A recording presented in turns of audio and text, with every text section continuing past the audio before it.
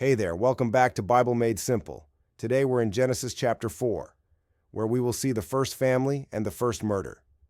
If chapter 3 was about the first sin, chapter 4 is about what happens when sin starts to grow.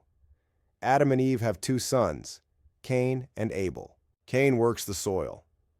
He's a farmer. Abel keeps flocks. He's a shepherd. One day they both bring offerings to God. Abel brings the best of his flock, the fat portions. Cain brings some of his crops, but it doesn't say he brought the best. And here's what happens. God looks with favor on Abel's offering, but not on Cain's. And Cain gets angry, jealous, bitter.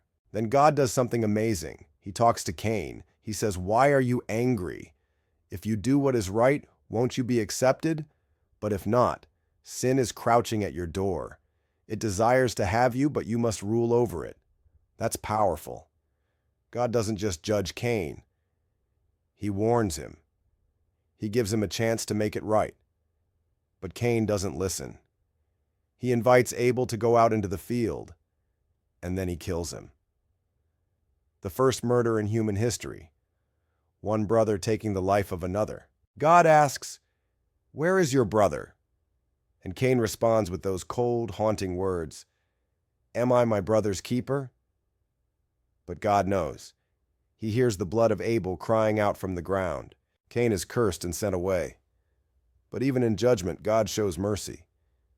He marks Cain, not to punish him further, but to protect him from being killed. And the chapter ends with a glimmer of hope. Adam and Eve have another son, Seth.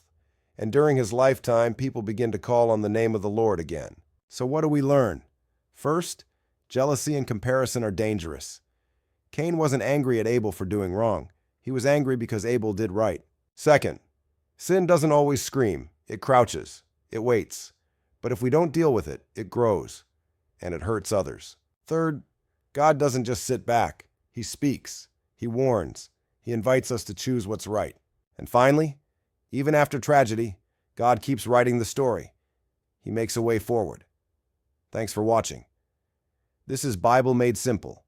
See you next time in Genesis chapter 5, the chapter most people skip, but we won't.